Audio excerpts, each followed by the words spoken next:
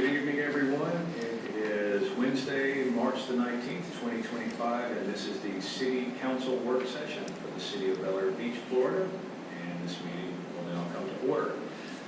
Let's rise and do the Pledge of Allegiance. Good evening, everyone. It is Wednesday, March the 19th, 2025, and this is the City Council work session for the City of Bel Air Beach, Florida. And this meeting will now come to order. Let's rise and do the Pledge of Allegiance. I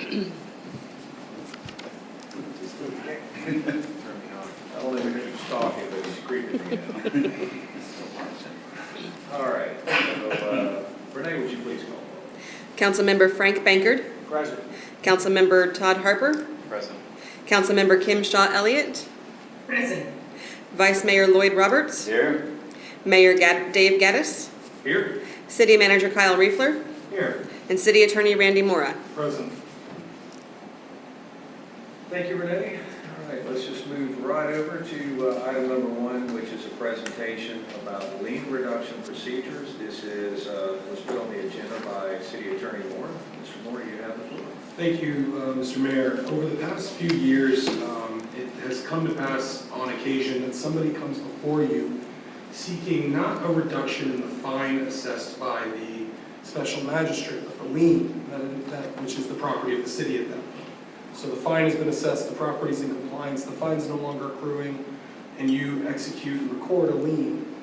Sometimes it's $20,000, sometimes it's $200,000. And they come before you and say, I wish to have a reduction of this, and you can recall some more recent examples of this. Often these get presented to you with very little context, and you're not given, there's not presently in your code clear established criteria beyond that which we would ordinarily advise you to consider based on what got them the fine in the first place. And this has created some confusion both for the council and for applicants seeking to resolve this. And how do I go about this? I'm sending breathless emails to Kyle, I want it changed, and that sometimes the property owner insists on one process, and we're telling them that's not quite how it goes. Oh, that's not when another city. And so we're proposing to codify this, and while we could overhaul, the code enforcement provision more generally, what you have before you are proposed revisions. We haven't put it yet in ordinance format, as we would want your feedback before doing that. But it generally global edit from the word phrase special master to special magistrate to align with what the statute considers. But really the most substantive change here is there's a series of changes made throughout the document to align it with the current statute. There's some text in here that goes beyond that. But then the last page of this, really, the very last, under 2249 liens, on page 7 of 8, as it's described here, is the last paragraph, adding that the violator can file with the city manager an application for a settlement and reduction of lien, containing the reasons for the violation, the amount of the requested reduction, so that we don't get into this like, well, what do you give me? What are you looking for? And a justification for that requested reduction, and then we have it going before at your discretion in the ordinance to go have that be a decision of the special magistrate or the manager, however you deem appropriate. We would codify it, and then the reduction is based on criteria as set forth there. The criteria being the same criteria that got you defined in the first place. How long did it endure? What was the nature and severity? What did the applicant do to, or the applicant at that stage do to ameliorate the fine, all those sorts of things, and have that be a decision made by a disinterested third party. And this is in equal measure to protect the decision and to protect you from claims of political favoritism or feeling like you're answering to making a really difficult decision about a constituent, as opposed to letting the administrative decision be made based on the established law and criteria for those reductions. And so that's something we're proposing. This was, I would say, whereas a lot of what you guys do is bottom up in terms of you folks, saying this is what we want to see. This was an instance where, based on this repeated pattern and some of the inquiries and pleas of persons on the other side of this process looking for a bit more predictability in how to proceed, that it was my recommendation that we change the code. And you guys have heard about this in other contexts, but that's what you have before you here. Happy to answer any questions about it, but most of the global edits have to do with modernizing your code enforcement section, but then as it comes to the lien section trying to make it clear that there are criteria and there is a procedure, there'll be a form available, et cetera, so that it takes some of the burden off Kyle in terms of saying, I don't know, you'll go before the commission, who knows what they're gonna wanna do. You'll have a specific hearing, a specific day with clear submissions, and you won't have this, situation you've had sometimes where people come in public comment asking for relief and you have no context, no records of that. Okay, so if I'm reading this correctly, Kyle, you are asking for permission to handle these on a case-by-case basis? So this is just a starting point, and we have making the decision. The decision, it could be the city manager or the magistrate. I would suggest it be your magistrate. You already have a magistrate, a code magistrate. My recommendation would be to continue to use the magistrate. We left it open-ended because this was not something that had been discussed with you, and we wanted to make clear, like, all the options exist. You could have the city council do it. I don't encourage you to do that for some of the reasons I just alluded to, but having some kind of disinterested third-party administrative process. And your magistrate would be probably the ideal setup there.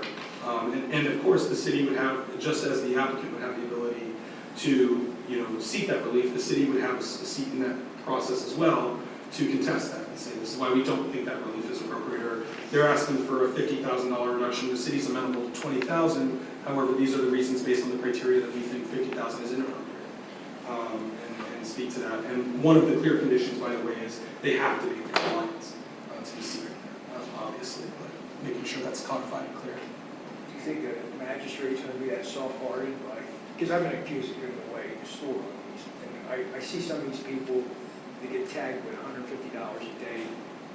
One of them was in prison at the time or whatever, she's getting fined. Mr. Baker, would you speak in the microphone so everyone can hear you? I'm just saying, is the magistrate gonna be soft-hearted enough to,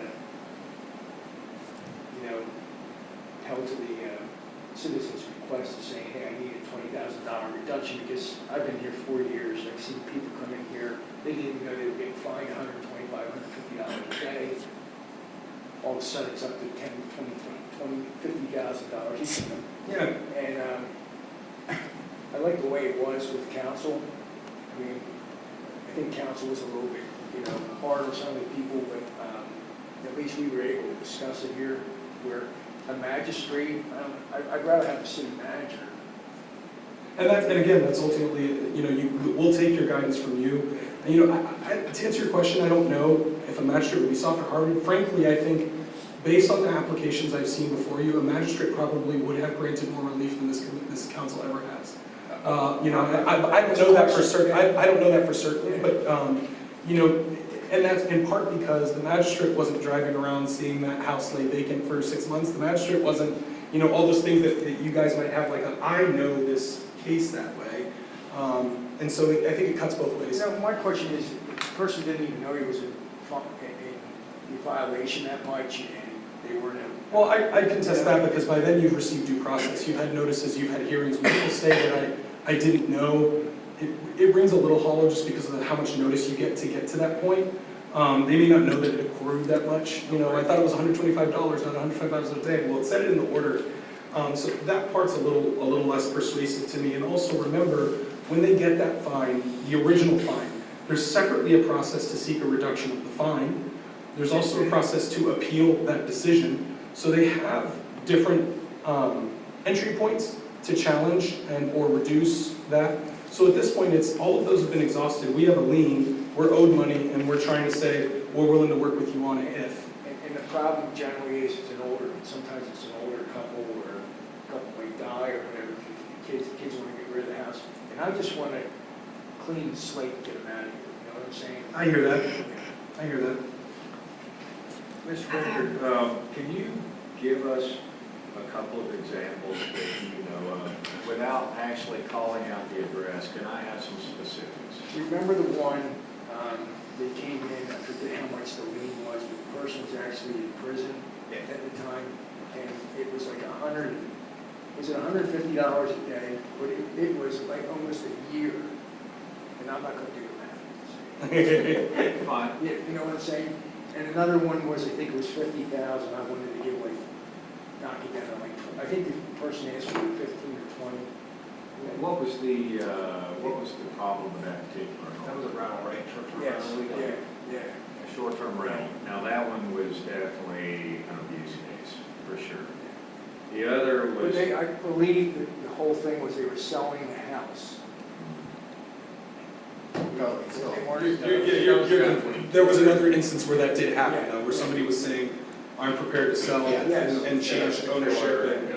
yeah, so, I don't That's really what have a happened? problem with the magistrate handling this. I actually would feel more comfortable about it because it would not put any of us in a bad situation because Miller Beach being a small community, we're in a unique situation. Your neighbor can knock on your door and go, why'd you do this to me? Whereas if we were in St. Petersburg, that's probably not going to happen. But I think what may be missing is some set criteria of what limitations does the magistrate have, which probably needs to be included. How far are we willing to, how much freedom are we allowing the magistrate to have? Because he may just go, let's just turn it off. You don't have a lien anymore. I'm going to release you. And we certainly don't want that if it's definitely something that's deserved. So there has to be a little bit of limitations of what the magistrate can do. If it was something that the magistrate felt that it was not deserved at all, maybe that's a different situation. But just a flat-out fee reduction or lien reduction, whenever we all know that this person is guilty of doing whatever they did, I think that maybe there needs to be some criteria set on that. What do you think, Mr. Robert? I think that'd be applicable. I think it would be in tiers of approval or authority. So maybe 100% they pay the fine, and 75% city manager has to approve the reduction, 50% the council approves the reduction. There's some oversight and criteria of how that reduction flows. Yeah, well, I think the problem is once you turn it over to a magistrate, it becomes a final decision. Right. Is that how it is? So There's there would be no no, approval once a magistrate did his job. And so I think that the magistrate's gonna do whatever is gonna follow along with whatever criteria we set. Is that right, Mr. Moore? I think that's generally correct. I think what you're sort of contemplating is some language that says something to the effect of, in no instance shall a lien be reduced beyond 75% of its original value, or something like that, or where the city contested, or we can make things like that. That would probably be the best way to do it if there's an absolute threshold, like we want to make sure they never zero them out. But again, that's ultimately, your call on what thresholds you're looking at. And I can tell you, like, for example, in other communities, sometimes you get reduced as much as 90% because you're just saying, well, it's sure money versus money we're never going to see. We can have this as a lien for 20 years, we're never going to pay it. But they're willing to give us, let's say it's 100 grand just to make it easy. They're willing to give us 20 grand today, or 10 grand today and sell the property.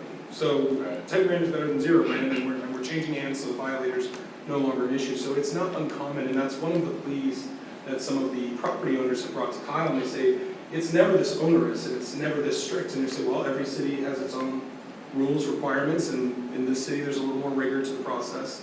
And you're not likely to see that 75 to 90% reduction you thought.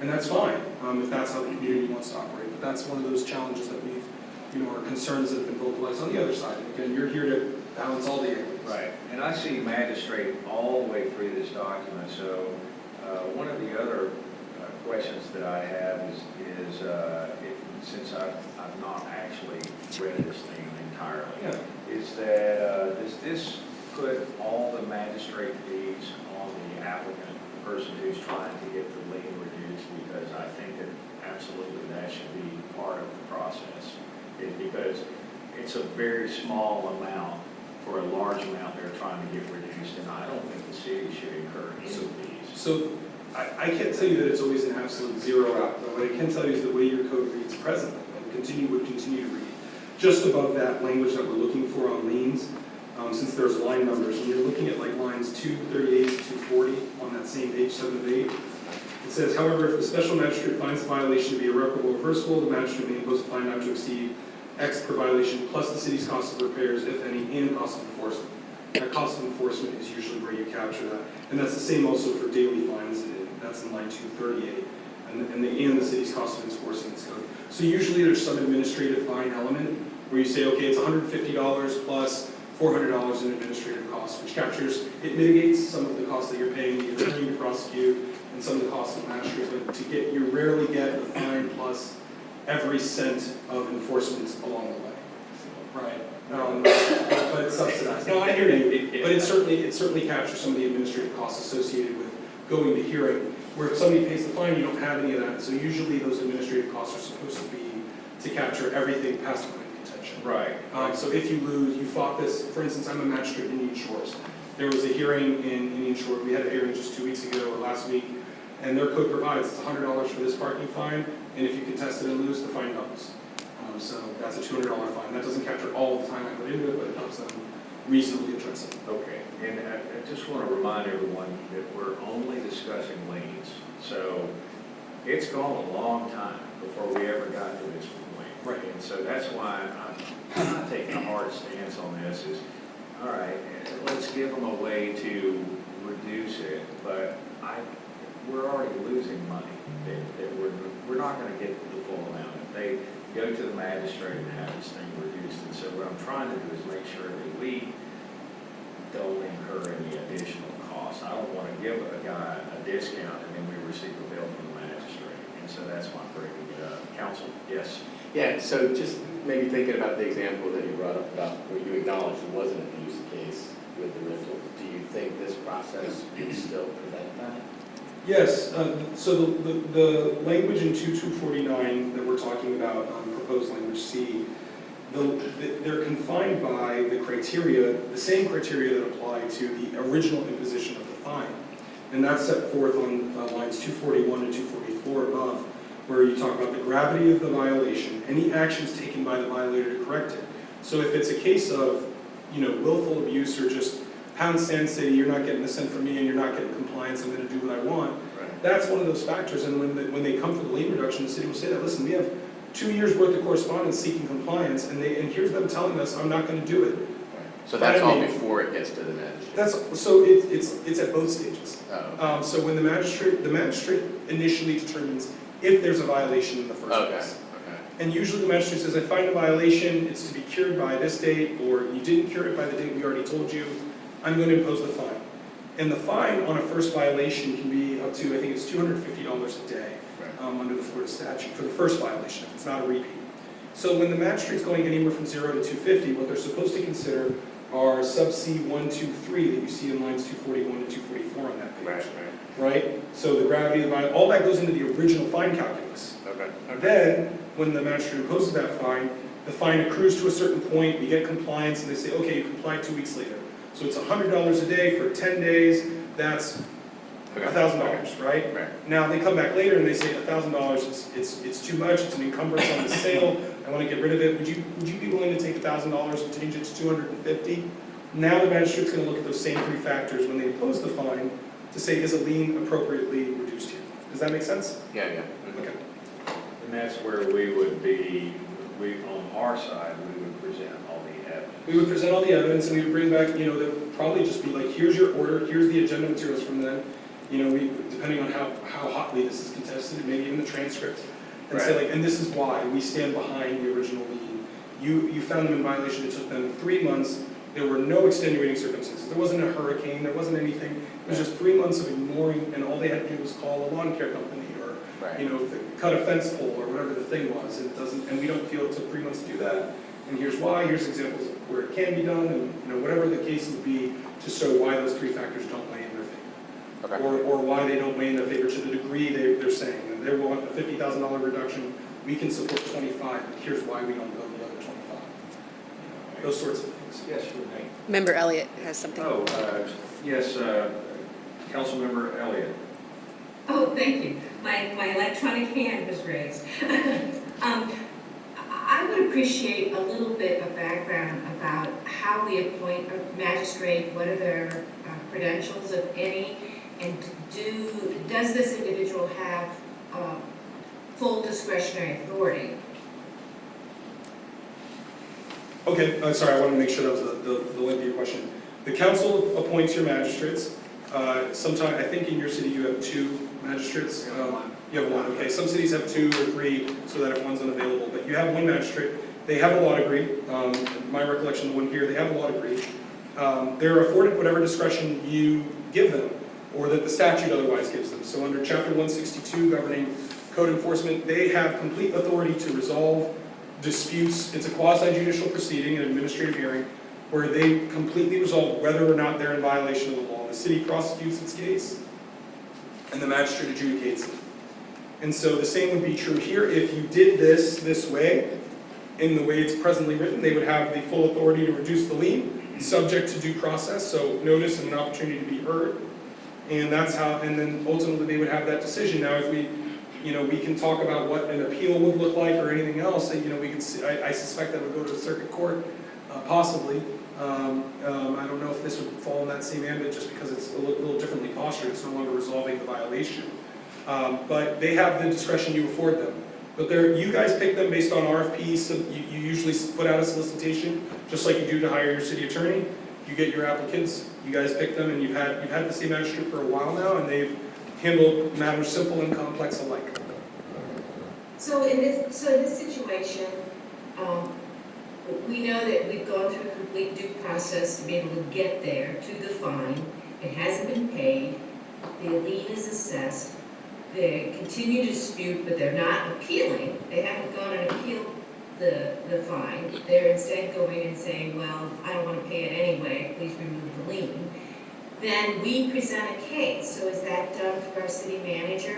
And present a case of why we feel this should not either should not be granted or should be granted at a lesser amount, whatever our position may be. Yeah, so were you to go this process, it would have a hearing, and we can spell that out in more depth.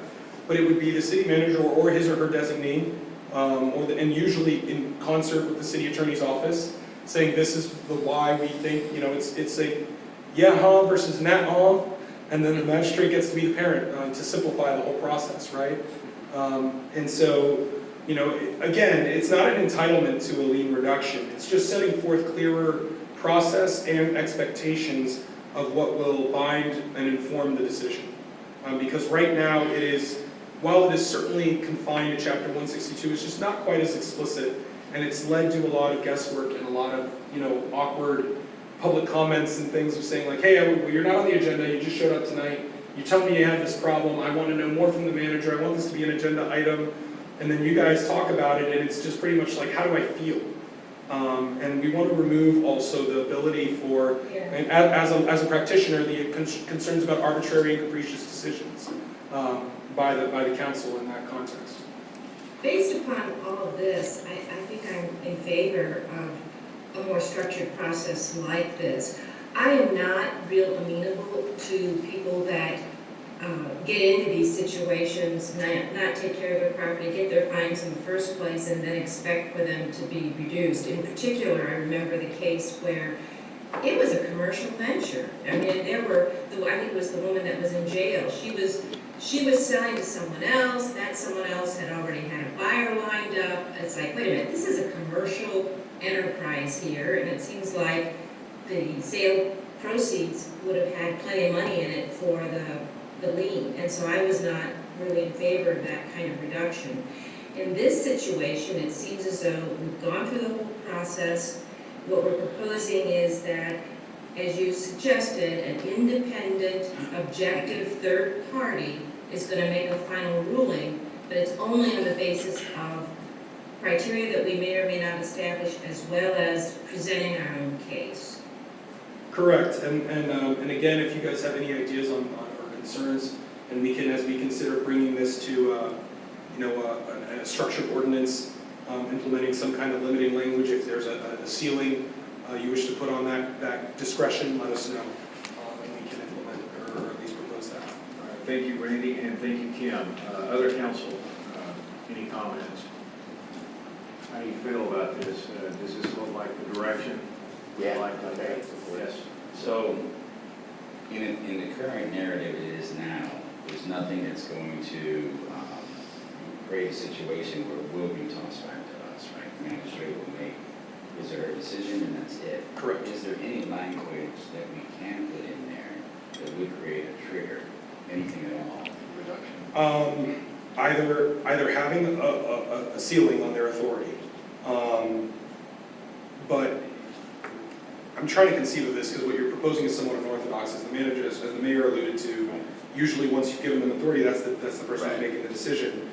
And it's not like you get this, but then you have to ask us for permission to make this decision after that. Right. Then do we want them making the decision, or do we just want to limit the breadth of their discretion? I'm not aware of a construct like the one you've described. We can certainly research that. That's why we're, by the way, doing this as a work session item, not a first reading.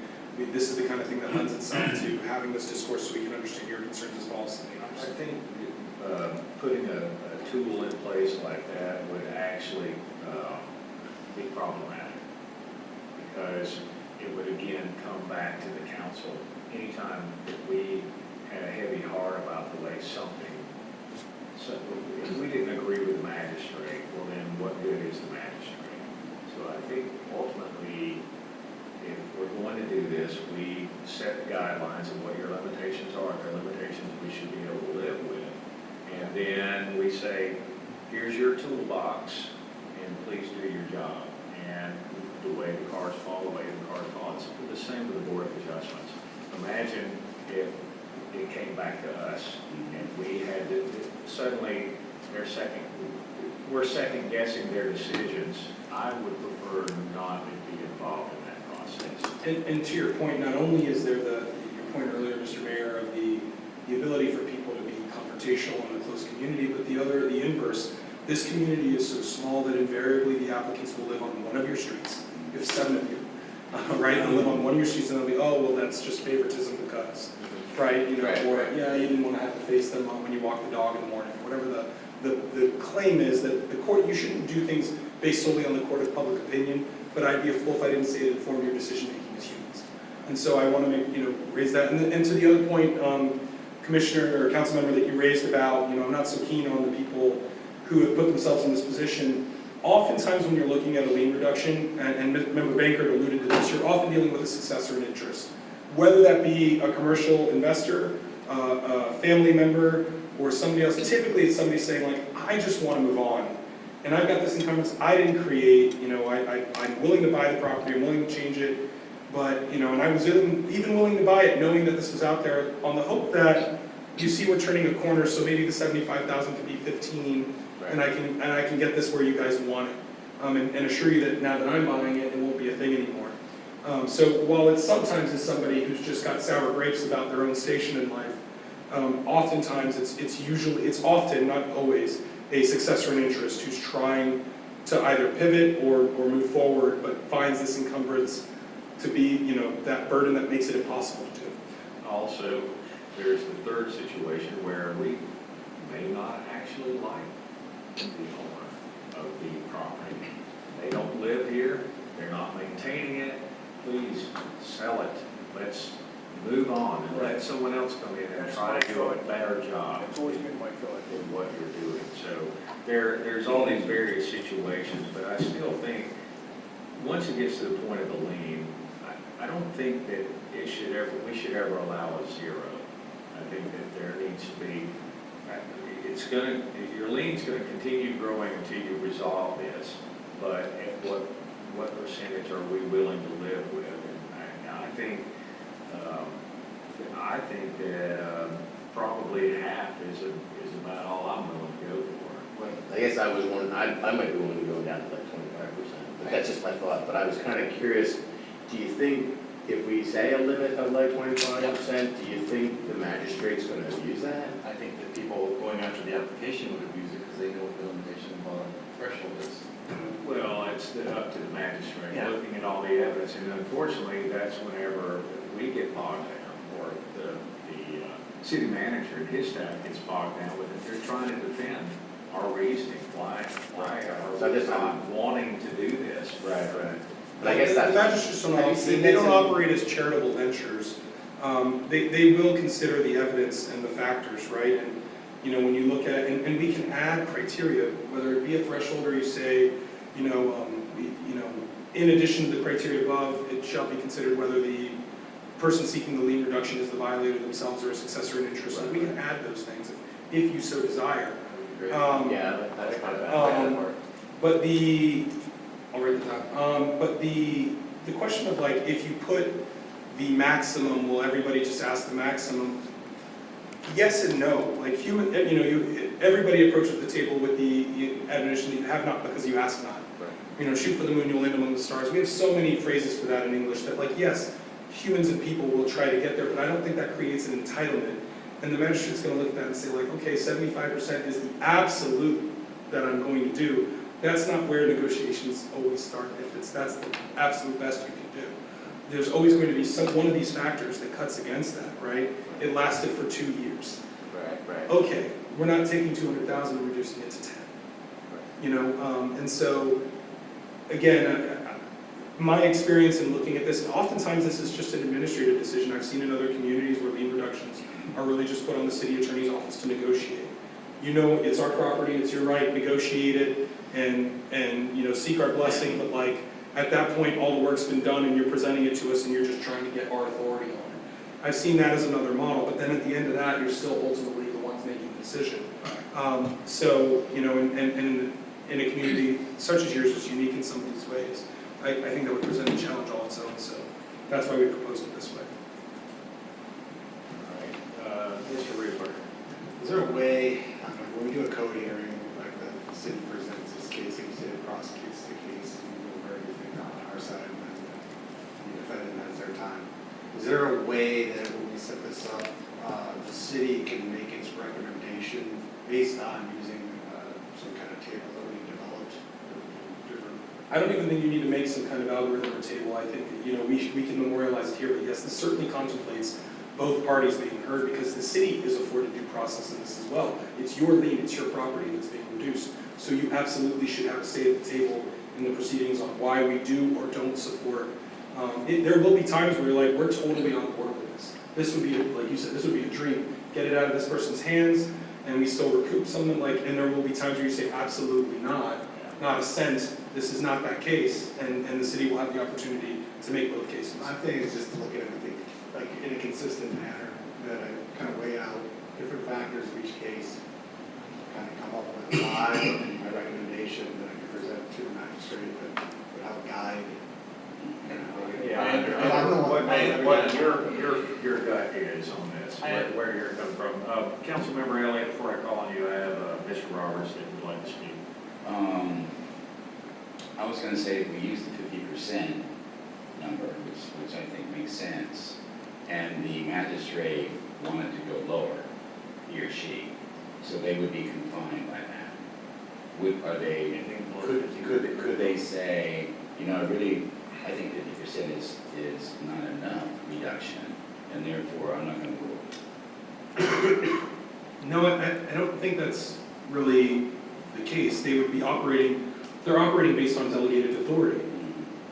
So if your authority is they can negotiate any lien reduction up to 50%, that doesn't mean they have to go to 50%. They can do 10% without, they wouldn't say like, oh, well, I think 75 is the most appropriate, so I'm not issuing a ruling. They'll just say 50% as that is the maximum, while there may have been factors that militated in plaintiff or, petitioners made a request beyond that, my authority is limited to this, and so pursuant to 2-249 sub C or sub whatever, so they would have to operate within the bounds of their authority. Councilmember Elliott. The more I listen to this, it seems to me that the more criteria that we put on, the more likely it is we'll have a situation that doesn't meet the criteria that would allow us to have the ruling that we want. So it may be to just give everybody discretion, that the magistrate has full discretion, just like any judge would, hearing a matter, and each side gets to present their case, and each situation can be very different. Well, it's The interesting. other thing that I can think of would be to put a minimum limit. And again, just like a lawsuit, different courts hear things at different amounts. So maybe you say, we're not going to give you a hearing unless it's at least 5,000 or something like that. I don't know if that's legal, I don't know if that's discriminatory, but that being another way to just limit how many come through. Well, as we're going through this conversation, the One scenario that we've not really discussed is if there was a mistake made. So, for whatever reason, a lien was put on a home, and for whatever reason, we realize that, or the magistrate realizes that, oh, we did something wrong. And there's no, if we put a cap on what he can, how much he can reduce it, there's no way to set it to zero if it's an honest mistake.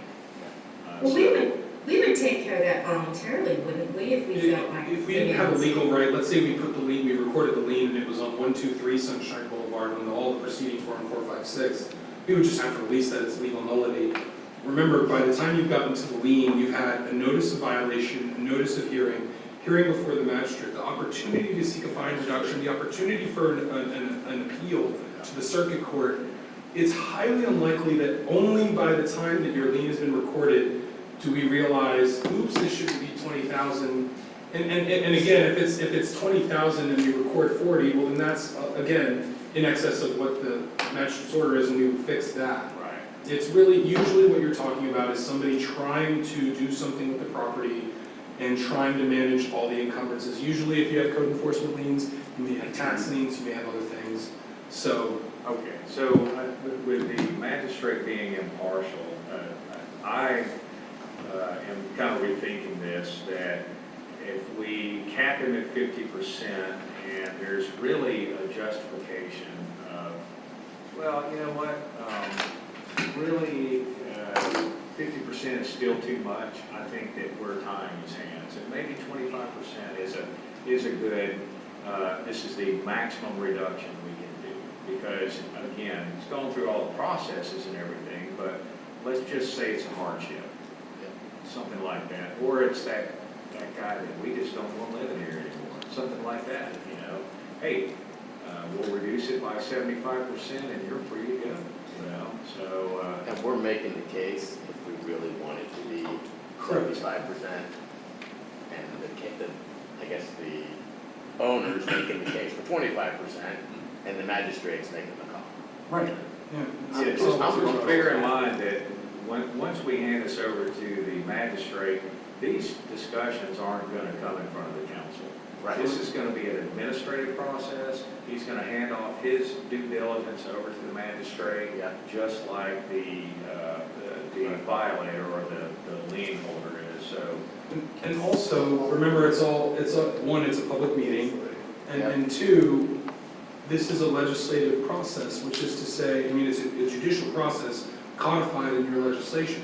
If you find that it doesn't work for you, change it. Yeah, that's. We did it for 2 years, and we decided, Yep. you know what, this is not working, we need the guardrails, or we need to go back to the council or the manager or whatever. This is in your ordinances, just change your ordinances. okay. Yeah, I like that too. Let's see, this is this part of, this is not part of planning and zoning. They have not seen this, right? No, and I don't know that it would I go don't before, think it's that's not in the necessary. development reg or anything. Okay, It's just all your right. enforcement. All right, so how does everybody feel about maximum 25%? Mr. Banker, you've I been think very it's- quiet. I think it's too high, or too low, I mean. It's too low, so you're more of the 50% guy? Yeah. All right, how about you, Mr. Roberts? So you're, when 25%, you're saying the magistrate could reduce it by 75? Yes, Okay. I'm good with that. so you're 25? I'm not fully understanding the discourse at this point. I'm a little confused. Yeah. Are Okay, you so saying that what if it's order? 100,000, the most reduction is a 75% reduction, that would bring it to 25? Correct. Or are you saying the max reduction? Yeah, That's what I'm saying. Yeah, okay. A maximum That's of I was 25% of Down to whatever 25%. Right. Not a 25% reduction, it would be a 75% reduction. Okay, so maximum 75% reduction. Okay, Yes. Are you good with that, Mr. Mayor? Yes. Okay. How about you, Honors? Yes, I'm good with that. Okay. Mr. Harper? I would rather not see a limit at all. No limit? I'd rather see the magistrate have that authority to make the decision as needed according to what the current circumstances are. One thing I've heard consistently here is that the magistrate offers objectivity, but at the same time, the city manager offers context. Okay. in the situation, so I'd rather the magistrate have the flexibility to make the decision that needs to be made. And I'm always going to be on the side of our city manager as far as this situation is concerned, because it's already gone in front of the magistrate. It's gotten to this point, and I feel like if we're going through this battle, and we actually are giving this person the opportunity to reduce his lien, I think 25% of the original value is more than enough. So I'm on the 25. And you said to give it to Kyle too? What's that? I didn't understand completely what you're saying, because you're saying it went to the city manager, you're going to let Kyle make that decision before it gets to the magistrate? No. What I'm saying is that it comes as an administrative process. Right. You start imposing fines because you're a code violator. Eventually, the fines pile up, and then we go through the due diligence or not due diligence, but through the process of eventually putting a lien on the property.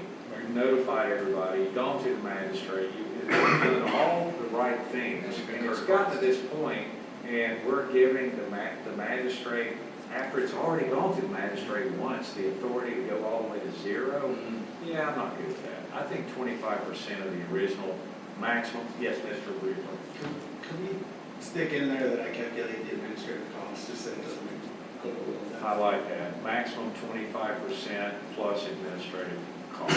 Because, again, I don't think we should have to pay for this. They're fighting to save their own money.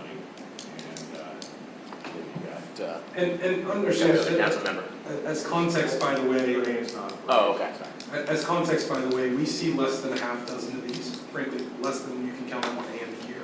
Yeah. But when they come up, it creates some consternation. That's why we're moving in this direction. But I don't want to, by the amount of time we've discussed this, and it is serious, I don't want to give the impression that we're dealing with dozens of these a year. It's the exception, not the rule, and that's why we're trying to find a unique procedure for it. And I will say that I am never comfortable whenever we single out a single resident. It's a single resident in this community, and we have a discussion in a public meeting about that resident. I would rather it just go through due process, if they decide they want to fight it, if they can take it to a magistrate, and it's no longer in our court. I think we're all more protected that way, and that's the correct way to go.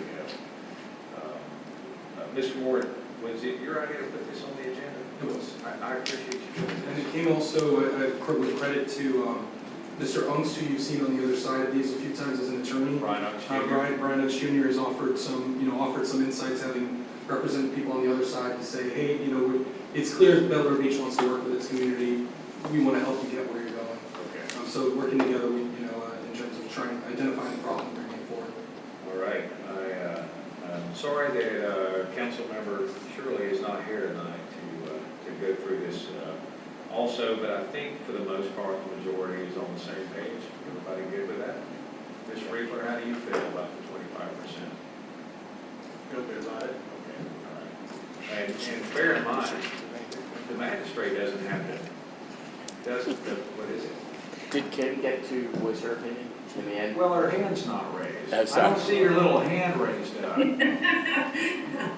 My inclination was to have no limit and just Okay. let each situation fall No into limit. merits, but I can live with 25%. Okay, I appreciate that. All right, well, Mr. Moore, do you know what to do? I've got consensus direction to bring something back before you. We'll look at it to make sure there's no board that needs to see it. But absent that, we'll bring it back before you once we've worked out something which is best.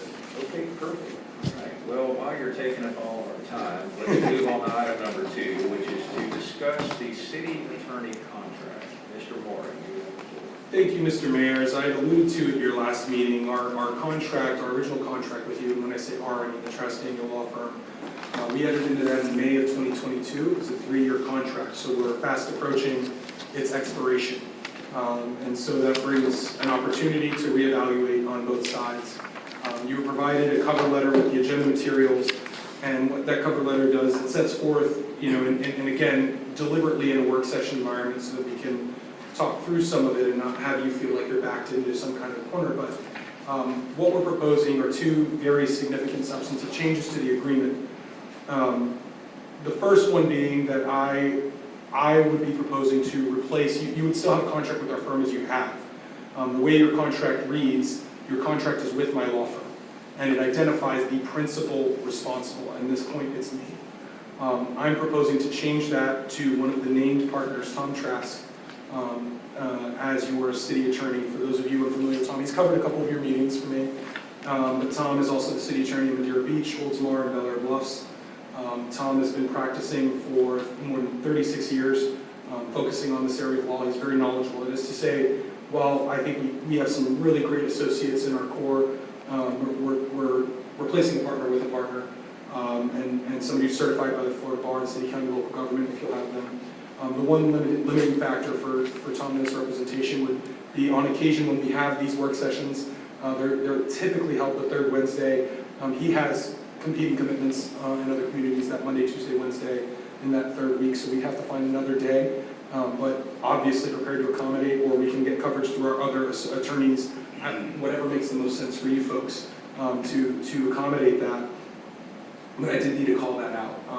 As for me, part of the reasons, I kept it vague in the letter in terms of my owing to my own competing commitments. I'm presently the city attorney in Indian Rocks Beach, the city attorney here, and the city attorney in the city of Pinellas Park, which just started in January of this year. In addition to that, I have an active litigation practice representing local governments with the Florida Municipal Insurance Trust.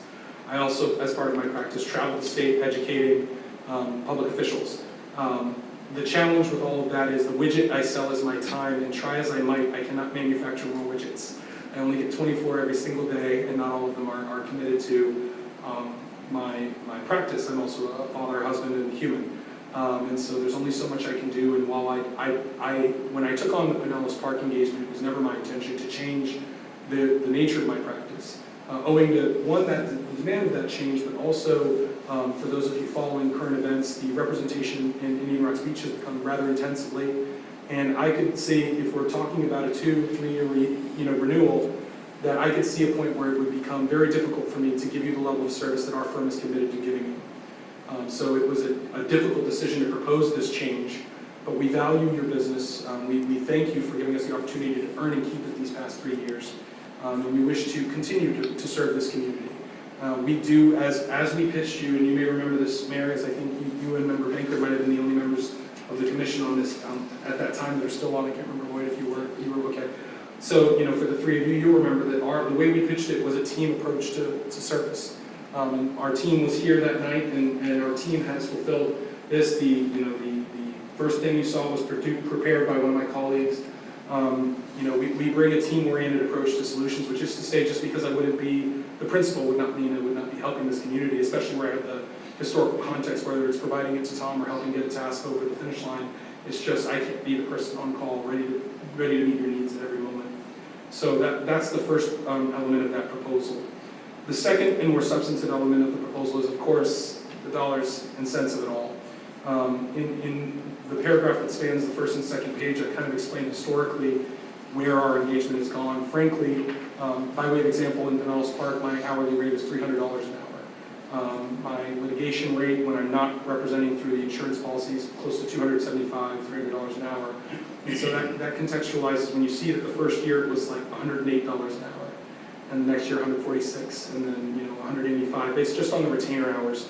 Obviously, there's things that we've done outside the retainer. I didn't put that here because that's not like the principal part of this concern or of this proposal. But just on the retainer alone, it's a challenge to make the dollars and cents work on our end as well. And so we're proposing to change that. And I know the rates, as one hip hop artist famously said, yesterday's price is not today's price. The prices are different, but it accounts for, one, the service you're receiving. As by way of example, our firm, in the final part of this, I say we have 7 board-certified attorneys. If you look at the masthead on the top, there's 6. We're hiring another one who's starting in just another week. But it felt salient to put it here, even though their name is not yet on the masthead. 7 board-certified attorneys in city, county, local government law represents nearly 2% of the attorneys in the state of Florida who have that. And those 7 attorneys, we have 9 attorneys in the office, which is to say our firm is well-versed in these issues. It's what we do. And we bring to bear our, of course, even within that, we each have separate disciplines and things we're strong at and know more about. And we bring that to bear for our clients. And so what we're proposing is one of two options, and again, this is for your discussion and input, please. The first is an hourly billable arrangement, so no longer worrying about what's in the retainer, what's out of the retainer, or is this thing that we think is a non-issue going to become a big issue? One of the first experiences I had with that, I think, was the buoys, where it seemed like that would be a workshop and a meeting, and then it turned into like 6 meetings. You say, okay, I'm gonna have to move this out. You can never really predict that on the front end. Sometimes you just know, okay, this is gonna be a disaster preparedness and response. If had I been pulled into that, I could say, okay, I've been on enough calls to know this is gonna be a long-term problem. That isn't the same as just writing your regular ordinances and attending your regular meetings. And with most of our clients, we represent 14 cities, I think we're at, between as far north as Port Richey and as far south as Estero. Most of our clients are presently closer to the 225 to 235 rate at the present year. So what we have is an hourly arrangement that would go up each year. 235 the first year, 250 the second, and 265 the third. And part of that's to normalize and bring it up to the rates they commensurate with the experience and level of service we provide. We've done some of the math for you, and I see everybody feverishly typing on their calculators on their phones. I'm sure you're calculating percentages and the like, but we try to sit out as much and try to be as transparent about that as possible. Option 2 is a little different, and this is something we've developed based on trying to meet all of our clients' individual needs and where they're at. And so option 2 would be to continue to have a retainer, but say you get X amount of hours in the retainer. And so at 16 hours, you never have to worry how much an hour is, or up to 18, as it's written here, 18 hours per month. You've historically used 16 per month on average. But should a month become a 25-hour month, then those first 16 are all captured, and now it establishes some parity and equity in that process so that we don't end up upside down like we've been in years past. But it also doesn't have a chilling effect on your use of legal services, which is one of our concerns with retainer arrangements. Sometimes people say, well, I don't want to spend too much, I don't want to call them too much, or hourly rather, I don't want to call them too much because I don't want to bring the bill up, and then you end up having more costly problems on the back end because you tried to ask for forgiveness instead of permission, right? And so this has a cap, and again, still those outside of the retainer rates graduating upwards, closer to commensurate with market. So those are the two proposals. It is incumbent on me to say this is a continuing contract, so you can renew. But if you desire to go out to the market, you have that option as well, and that's why we wanted to give this to you with ample time. If you wanted to do that, we are prepared to continue representing you. We've enjoyed this. I've enjoyed this. It was not a decision made lightly in terms of changing the proposed attorney, but again, our principal concern is not my ego, it's the level of service you receive, and that's why it's structured this way. So with that, I'll turn it back to you folks for discussion. It's your discussion. Mr. Moore, when would be your last day of service here? It would be with the, I would see it through to the end of my contract or whenever you entered into a new one. So the end of my contract presently is in, I think it's May 21st or something was when we signed the original one. Let me see, it's May 16th was the original contract. So I'd be through May 16th, but if you enter into a new contract with an effective date of May 1st, then it would be May 1st, whatever you folks decide to do that way. But again, I don't go away and disappear. I'm here. It's really, even if I continue, I may already, just based on competing commitments, have to get coverage for certain things as it is. And the decision needs to be made by when? Well, we'd like to, if you're going to stay with our firm, we'd like the decision to be made before the expiration of the May 16 contract. That's not to say that we wouldn't continue providing you service if it's, hey, this lagged a week or two, but we prefer not to be in July operating on a May contract we'll carry over the existing terms or something, or have to say, which we've done with some clients where they try to, and I'm not suggesting you're saying this, Mayor, we've had some clients try to well, we're just going to continue on while we figure it out, and you're like, no, you're trying to, drag your feet so it doesn't change. And so what we've done in those instances is say, okay, we'll go beyond this at a higher hourly rate to motivate the client to find a solution, whether that be us on favorable contract terms or something. Okay, and I'm absolutely very impressed with the services we've received from your firm. Not only has Trastanio done a great job in our meetings, but also has defended us and a prior case through the Florida League of Cities Insurance. That being said, I don't know what the will of the council is, if they would prefer to take this out to a bid, and if that was the case, should we consider this to be a bid? No, if you went into RFP, we would have to do an RFP, we'd have to consider that, and, you know, we've had communities where we say, here's our renewal terms, they say we want to go to bid, and then we say, okay, now that we're evaluating it as a bid against the open market, it's a different bid. Terms are different. The terms are different. Because That's, you know, that's where I was going. I wanted to know what it was we were looking at. Mr. Banker. I'm not against putting it out to bid, but I don't have any problem keeping this firm at these rates. I don't know if option 1 or option 2, I think that should be discussed. Yeah, I think this is it's a little bit, well, it's a lot actually to digest. I'd like, Well, if you look at the 16 hours, and he said on the average, it comes to 45,120. Bottom line is 47,000 possibly, so it's really minuscule is what I'm saying. Right. Yeah, so probably the retainer is probably better than. okay. And we tried to structure the retainer so that it would be slightly better if that's what you. I don't want to put the handcuffs on the city manager by not calling. Yeah, absolutely. Yeah. Councilmember Elliott. Obviously, I've been extraordinarily pleased with the quality of service we've received, and I thank you very much for that, Randy. One thing that's very important to me is style, and I think Randy's style has been such a good fit for us. He gives very competent advice. We know he has the skill, but he presents it in a very non-confrontational way. He interjects when he needs to, and I'd like to have an opportunity to at least meet his partner and just get a sense for just that style. In terms of the credentials, I don't think we'd find a better firm. In terms of the hourly fee, I think they're very, very reasonable and competitive in the environment. I would favor a retainer situation, but maybe one thing to consider is some sort of rolling average or some sort of carry forward so that we might have a month where, oh my goodness, we've just run over it extraordinarily because we just had a bad situation, and then the next 2 months be very far under the retainer amount. So maybe some sort of rolling average to help level that kind of scenario. All right, thank you very much. Mr. Harper, you got a comment? I think that I've done a lot of litigation over the last year or so on personal matters and family matters and commercial matters, and I can tell you that the rates that are being charged here are extraordinarily market attractive, to the point where I'm extraordinarily happy with the level of service we've gotten from the firm, and I think that the idea of putting it out to bid is foolish because I think you're going to be duly surprised at market rates. I've been paying anywhere from $300 to $500 an hour for a good attorney, so my opinion would basically be to continue, and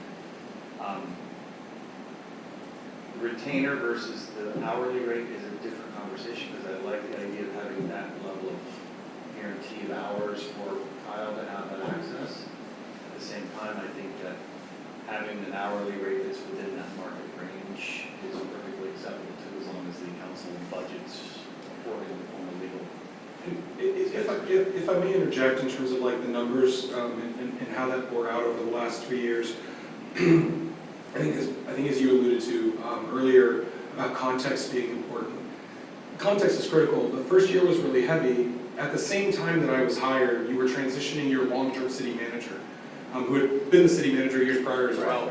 And so you had a steady hand in a lot of ways. And for those of you who may not have known, that recruitment process took a couple detours and ultimately landed on Kyle. But that required a lot of time on the front end, like the moment I got in. And that really, and then also it was Kyle's, which you couldn't tell by the way he does it, but Kyle's first true job as the city manager.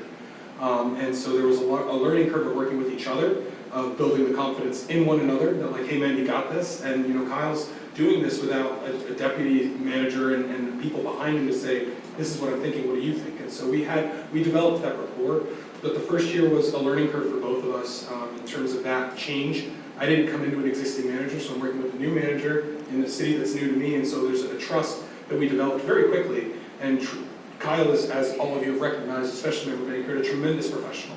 And it's important for me to say I've been very, very fortunate to work with fantastic professionals for the size of the city you have. Renee and Patty, her predecessor included, tremendous professionals, and that made this easy. But that first year had that particular challenge. And then once we got through learning the running of the city, the second year it was, okay, here's all the issues in the backlog that we're now prepared to start to address. And we've really started to gain that traction, and that's why I think you see those efficiencies year over year. It's not that you've had less legal needs. It's that Kyle's more comfortable saying, okay, I know how this kind of problem is handled, and he's very judicious about how he uses my office. I've worked in cities where I've asked to be the grown-up in chief and not just the attorney. You know, and I know when I'm getting a question from Kyle, it's a legal question, and he's given it some thought before he got there. So as you question how are legal services used, I think it's important you hear from me on this end that they're used judiciously and effectively, I think, to your community's needs. And we're not asked to do a bunch of things, like I'm not asked to be your PR team, your crisis management team, and all these other things that people sometimes throw to the city attorney. Councilmember Roberts. Yes, Mr. Mayor. So I'm assuming that there were conversations, multiple conversations, Randy, within your firm about various workload options. Yes. For yourself. So was there any consideration, because I would love to see you stay, any considerations of the new city that you took over, the possibility of handing that off to somebody else? No. That would make your workload? The short and honest answer is no, and I want to be very honest about that. For me, the new city I took on is Pinellas Park. I will be 40 this year. It's a tremendous growth opportunity, learning opportunity, professional growth. It's full service in terms of full fire, full PD, labor needs, et cetera. And so as a professional, for me, it allows me to not only use my existing talents, but build my talents. Also, in terms of the representations, it is frankly more lucrative, and that is beneficial to me within the firm as one of the, it feels weird to say younger at 40, but younger attorneys in the office that way, of getting that parity based on my labor and reaping the fruit of my labor these past 10 years as I've worked in this firm and in this field and in this marketplace. So it's a difficult question to answer, honestly, without coming across as disrespectful, because I don't mean it that way. It's an opportunity for growth, and this city can't offer me that same opportunity in the same ways, even if you could make the money work. And it's not purely about the money, it's about the experience. And I will add to that, my dad taught me a long time ago, and he told me, he said, you're going to be a supervisor one day, you're going to have employees, and if anybody ever comes to you and says, I need to move on because it's better for me, well, who am I to hold them back? Right. So I respect you for being honest with us and bringing that to our attention. And yes, Mr. Roberts. Just a second question for Kyle. So Kyle, between the two cost options, is either one of those better for you, for example, regarding budgeting? Do you see one of them easier to budget for? Because I don't think there's either one of those that at the end, right now we can say, well, a year from now, I can definitely predict which one is going to cost us the least amount of money. We don't know that. We can't predict that. But from a budgeting standpoint, do you see one of those options as a better way for you to budget? And I look at the option 2 with the cap retainer. I like that you have the retainer and you can work with it. But if we've been trending more to using less retainer hours since I started, and that's always my goal is to keep things where they need to be.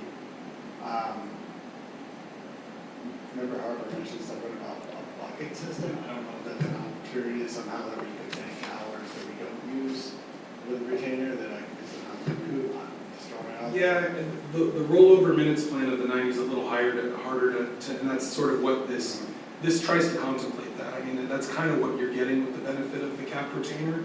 of you always know it's there, but as far as like, we didn't use 2 hours last month, so now next month instead of 16, we get 18, that's almost more like a flat fee engagement at that point, with a cap on the flat fee. It's not like PTO. Yeah, it's not quite like PTO, and it ends up being like 6 one way, half dozen the other when you actually end up working it out. I don't know that it really becomes beneficial for you that way. You're paying for the benefit of those hours regardless, and you're gonna get them.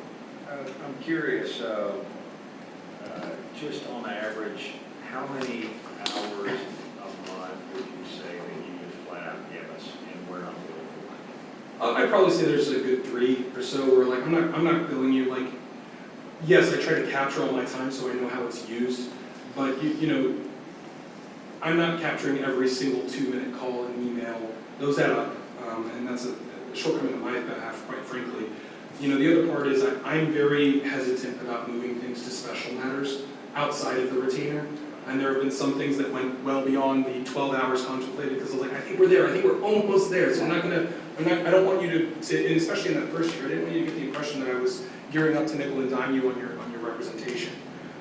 So, you know, yes, it's on average 16 hours, but yeah, there's plenty of things. And there's also just efficiencies, right, because of what we do. If I spend 3 hours researching something because the manager in Indian Rock Beach asked me to, as it relates to this legislative session, then I just roll it over to you and say, hey, just so you guys know, here's something affecting coastal communities, and then, you know, it's a 0.2 on your ledger, but it's really, you know, 3 hours work that you didn't have to. And would you say that this is pretty much stereotypical of everyone in your firm? Yeah, as far as the rates, absolutely. I mean, it's safer perhaps if we gave you a new associate who wasn't certified, we wouldn't put you at the same exact rate as a 36-year-old partner, but the rate's also not going to be so cut rate that it's something that's attractive to you that way. Competitive market, competitive. Yeah, and frankly, if I had one criticism of my own firm, I've been a partner for almost 5 years now, or about 5 years now. One criticism is before I became a partner, in the years leading up to that, we built a lot of goodwill by shortchanging our value, and saying, you know, there was some cities where we were engaged for 15 years on the same rate. You know, and then you try to bring up to rate, people are like, this is outrageous, what's this double and triple? It's like, we paid the same rate for 15 years. So, you know, that's one thing that we, in the last 5 years as a partnership, have really tried to make a concerted effort. I mentioned, for example, that I'm going into Pinellas Park and my rate there, and it's all public record, which is why I'm fine saying, and my rate there is $300 an hour. That's still nearly $100 an hour cheaper than the last city attorney. I just felt weird to jump that high on a client when I don't have any other client that's close to that neighborhood, even if that is the value I bring. So, you know, we try to be considerate on both ends, and I think we've demonstrated, both with this client and others, if it gets one way or the other too much, we're open to that renegotiation. This is based on real data, and that we're comfortable that where we've been, this is where we're going. But if we find that, you know, you guys are saying, hey man, we're using 2 hours a month, you know, Kyle's got this thing as a well-oiled machine, we're down to 5 hours a month, this still isn't working, then let's talk about it. We value your business, and we recognize that we too, under the Florida Constitution, are stewards of the public trust. These are taxpayer dollars, we don't take that lightly. And I mean that, we don't take that lightly. We try to find it, but we're still a money-making venture. So we've got to balance those two equities. Councilmember Welling, you? Yeah, I'm in favor of the, you know, the continuation, but there's nothing in our law here that we have to put this out for RFP. My recollection is no, because it's a continuing service contract. Okay, so I agree with your point about It's the same firm, it's just a different Right. representative. Okay, so then I agree based on the amounts and so on, that I think we should continue with that. I do, on the billing, you know, this is a 3-year contract, right? Is that right? Yes, sir. Is that As contemplated, yes. right, and could we try out option 1 for 1 year and switch to option 2 the next year? If you find, Well, you did say, like, even you'd be open to, like, if we learn that we're not underutilizing, you'd let us at any moment potentially, or at least you'd have a discussion with us to allow us to switch to either the hourly or... We'd be open to the discussion. I can't guarantee you that you say, we want to flip the switch and go to the other one. Right. If the data bears it out, then the data bears it out. But if it's, you know, it's just like, you know. But how do you feel about then if we were to do, like, try out 1 year with us and then switch to the other option we found out? It's 3-year commitment. Yeah, no, I hear what you're saying. Year 1 we'll do option 1, year 2 we'll do option 2, year 3 we'll figure out which one of those is better for us. I don't love that. I'd rather have some predictability for Okay. you and us. Yeah, it makes, Okay, it's a just wanted to know. contract. Yeah, just wanted to know. I get it, I know, I figured give them a year, maybe a year is enough commitment, and then switch, but we're committed to you for 3 years, but that's fine, that's. Councilmember Baker, I'll get you in just 1 second. Mr. Riefler, you had something? So I just want to walk through the savings on option two. So we got that $45,000 a year that's building in that 18 hours per month retainer. The real savings occurs if I go over 16 hours, between 16 and 18 hours per month, and we can save roughly 470 hours. Right. You know, my tendency is going to be to try and keep the hours low no matter what. And like I said, we've been trending below that, so that makes me lean towards option one. That's kind of what I was thinking in my head. See how it plays out. We do have a lot of things that are outside the retainer that do come up, and that's going to remain the same. Okay. So, Mr. Baker? you had- Well, the past 6 months, we experienced 2 major storms, but then we had less council meetings. So what were the hours? Do we have a breakdown in hours for like the last 6 months? Yeah, let me pull up the. You know what I'm saying? No, I hear you. Let me pull up. I can tell you I the don't know last, how much you. the hours were much lower actually post-storm because most of your needs were administrative, not legal in nature. So I was less involved in the last, and they dropped substantially. Yeah, they dropped substantially. I'm gonna call up the data, but they Not dropped hoping that we substantially. have another storm for reduced hours, but.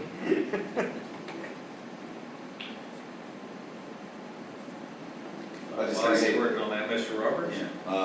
based on my calculations, so if you take the 3750 for the camp retainer and assume that it's 18 hours for the month, that comes out to be $208 an hour, which is pretty low.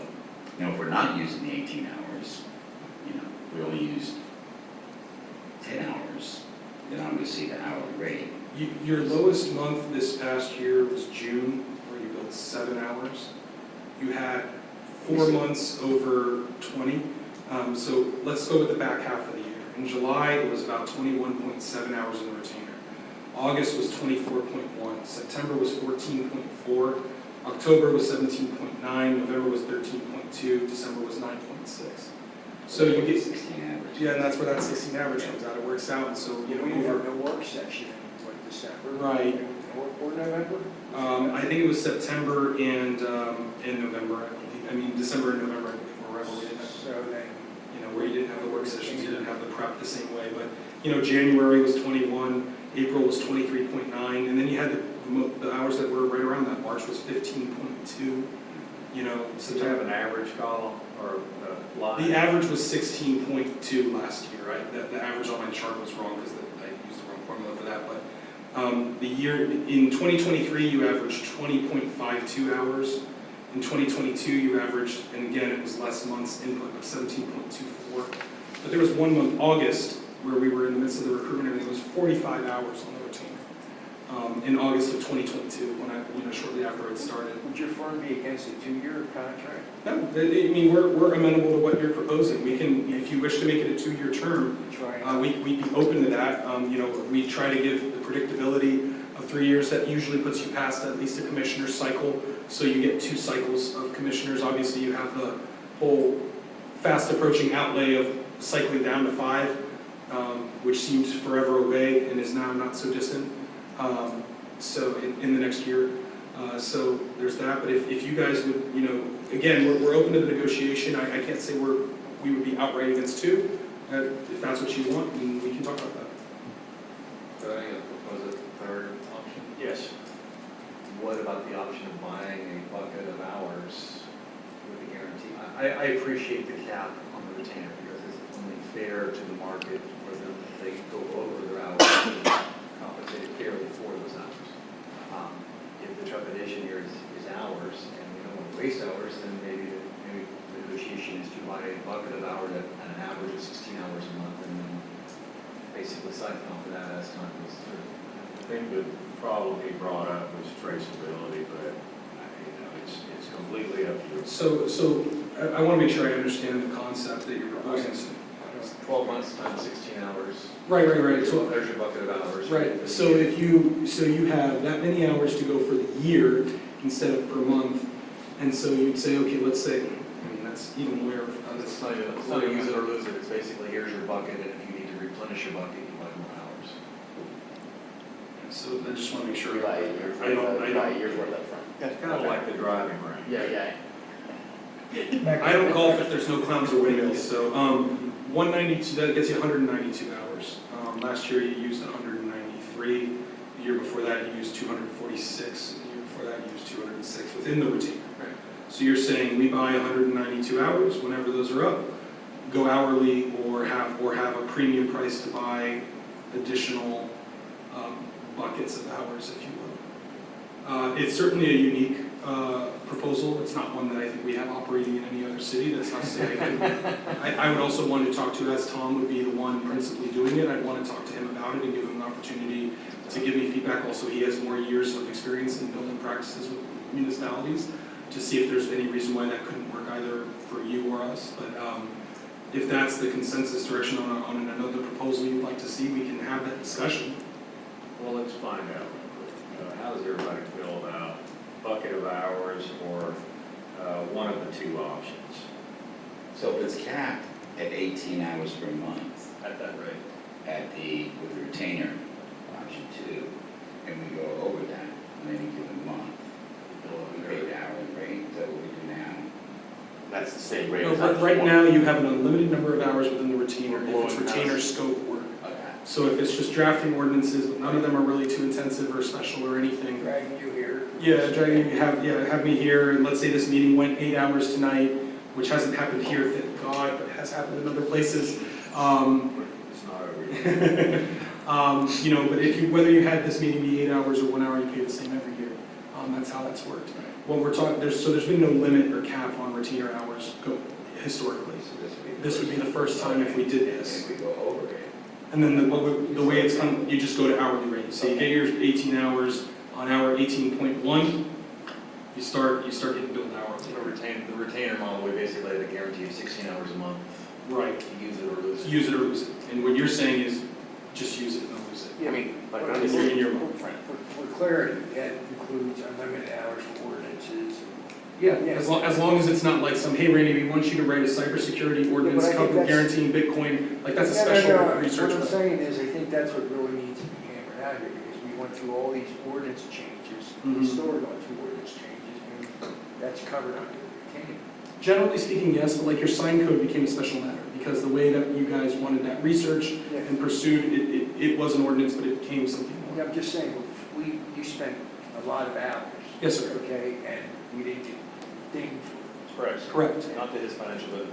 correct. In the past or in the new one? In the it. past. In the In past. the past, so In the when past. the past is not being offered. No, but what I'm saying is, the history, we have to look at the history, of what Right. we paid him, and Right. what we didn't get dinged. But now we are gonna We're not get, getting, yeah. Well- anything under market. Okay, so I hear what you're saying, Mr. Harper, about the bucket of time. I don't see that as being any different than hourly billing. Okay. The difference is you're paying up front, where this option one, you'd be paying for usage. And so you would be able to space it out more rather than buying bulk time. Personally, I would lean toward option one, and the idea that Todd has the resources available to him and the hours that he needs now, and if he goes over, he'll pay for it. Most of our clients are migrating to hourly arrangements in the amendments. All of them, many of them. So what I'm gonna do, well, first off, let's find out, everybody just nod yes or no, are you in agreement that we would like to continue on the trash day? Everybody good? Kim? Okay, good. Yes. All right. So what I would like to do is I'd like for everybody to just take this home and think about it. No, let's not make a decision, option one or option two tonight. But what I'd like to do is just, since we know we're gonna continue forward, I'd like Councilmember Shirley to be involved in this also. And at our regular meeting, let's bring it up for a vote of which option we want to do. And then that way it's on record, and this is what we're able to do to move forward. Is everybody okay with that? We're sticking just with these two options, that's it. I would say so. All right, That's what we're. I just want to make sure I understand timelines then, so what it would be is the April meeting, you decide which direction you want to go, and then the May meeting, you would have the actual contract on the agenda? Yes. Okay. Go over how you've been billing, like our regular meetings and work sessions, because I'm trying to look at a bill Generally speaking, it's retainer. It's just retainer, but It's you just don't like need to typical. record hours for it. Well, you guys, I don't know if you see them, but on my hours, I will record tonight in my billing, just for my firm's operations and nothing else. Hey, 3.3 hours, prepare for, travel to, from, and attend, March City Council work session. And it's under retainer, but your 3,000, you might see in a month where you see 24 hours, we just adjust the bill back down to the $3,000 rate. Right. So the hours don't bear it out, you don't see it, so for example, when my firm administrator sends me the bill proof to approve, like, those are my entries, they are on the right case, all that, when I send it to her, I usually say approved, subject to adjustment to retainer rate. And those numbers you read to us earlier, those were the real ones. That's what's in my. So that's the based actual, on- okay. That's the actual billing records, that's according to my records. Okay. Okay, are we all good with that? Yes. All right, let's move on to item number 3. Wait, one thing in my mind. Your yellow hand is not big enough. I can't see.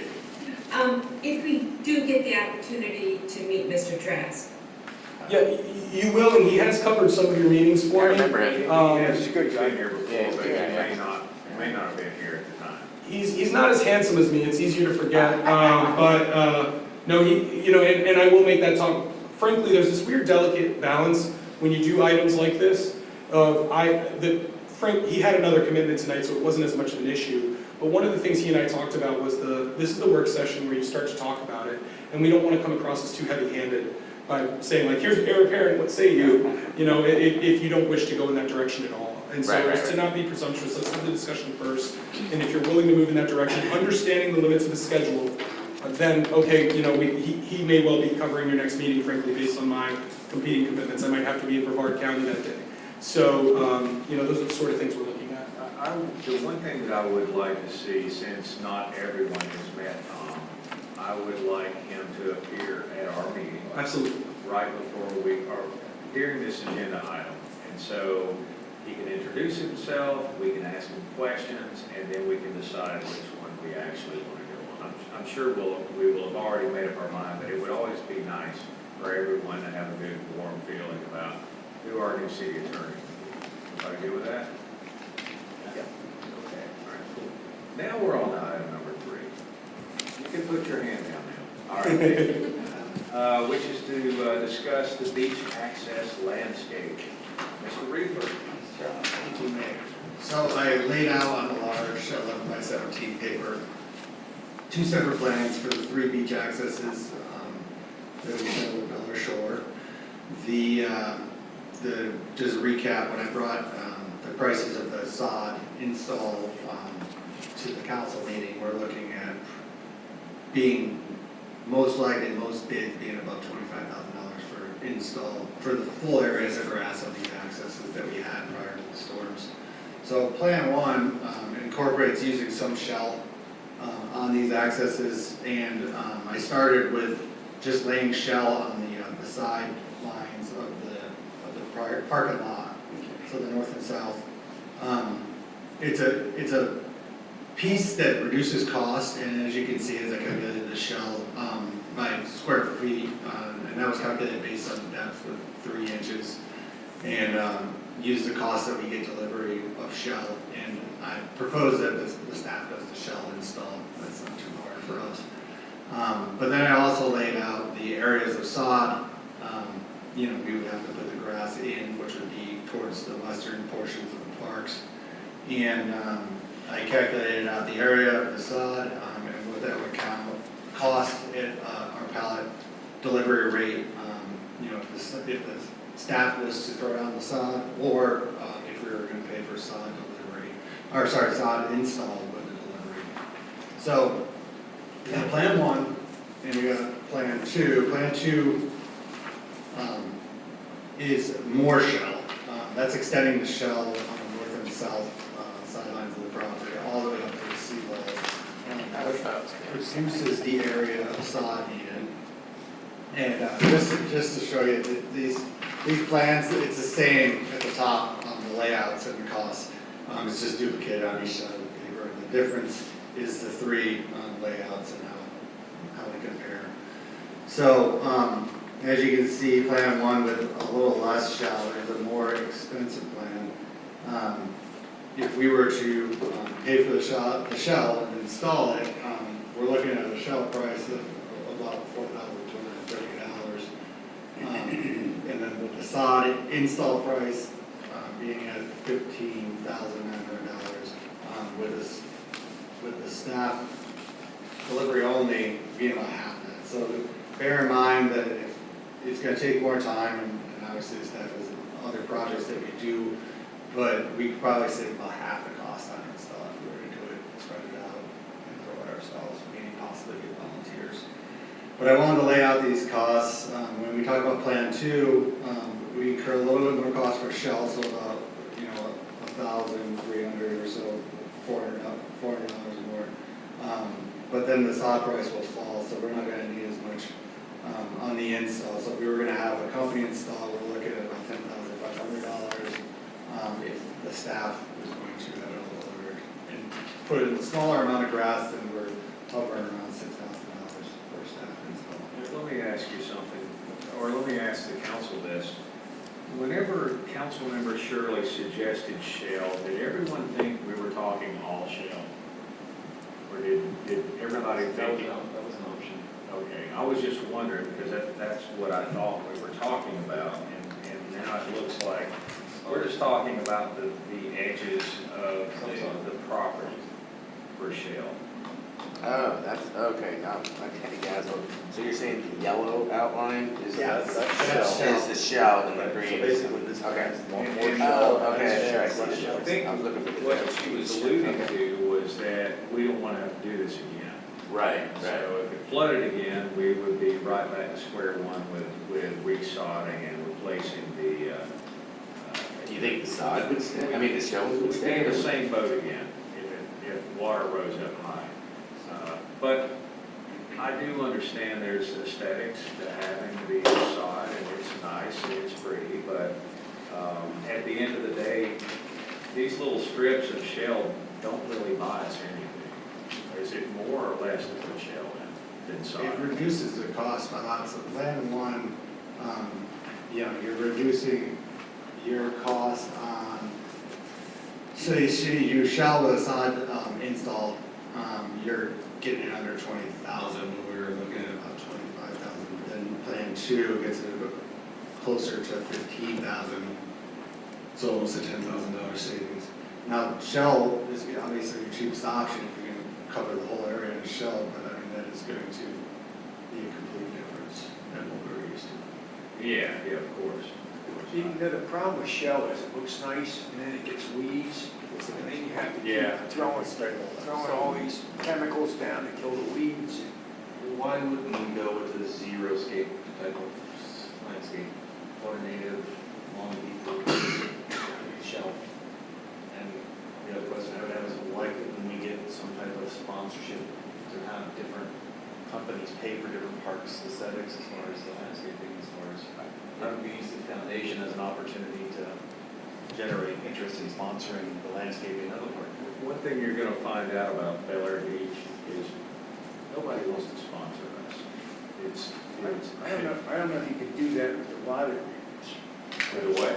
With the lot agreements, could we even have a sponsor, since there are We lots? do it as a fundraiser through the Bel Air Beach Foundation that paid for the landscaping, or. Yeah, but I'm just saying the lots are separately owned by the citizens. I don't know if it. Well, I mean, the Bel Air Beach Community Foundation is a way for the city to get money to pay for things without the city actually having that money. And there's nothing, I don't think that there's a problem with that. Mr. Moore, you?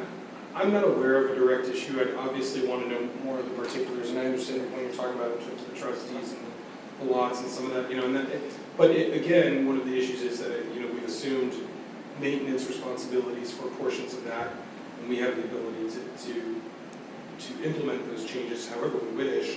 So I don't see an issue with it on the front end, but again, for me, and Tom, remember, that was in the details. I want to get more particulars once we get there, how to structure that. And as far as this goes, is there any weed barrier underneath the shell, or is this just pure shell? We put a weed barrier down, it'll help out for a little bit. For a little while, but eventually you've got the same problem. The one thing that I love about sod is you can't see the weeds in it. That's the one thing. There's always a possibility of it flooding again and cracking out on us, but But as I understand, if we have, I mean, we had waves at Goff Boulevard, so is that not gonna move the shells? It moved all that sand in the Goff, you know what I'm saying? Yeah, I think it'll all move, Yeah. but I do like the zero staging thinking. And then, okay, sorry. Mr. Roberts, go ahead. I was just gonna say, it saddens me that we allow what happened this past year to impact some of our decision-making discussions, because when was the last time that happened? Well, and you're right, So- you're absolutely right. I'm just, basically going on, this is going on from the last meeting that we had, where we had this discussion. And Shell was something to consider, and so Mr. Reefler puts a proposal together. Yeah. But certainly, whatever the council likes. I think I just, from personal experience, we put shell in around our palm trees and area that we did, and I think we put about, probably at least I think more like 6 inches of shell with the weed block, and there hasn't been the first weed come through that, so I don't know how much you calculated for the depth, 3 inches. Yeah, so obviously with more shell, you probably, I would assume, there's going to be less weed growth, depending on where it's coming from exactly. But I did have a quick question on under Plan 1, in the far left column, it says Plan 2 there. Was that just something that's stuck in itself? Yeah, this whole Plan 1, this is Plan 2. And then when you flip, I was just trying to identify that these layouts were Plan 2, so you knew what you were looking Same at. table on the top. Right, okay. And then under the shell price, those numbers where it says 20, 24, 32.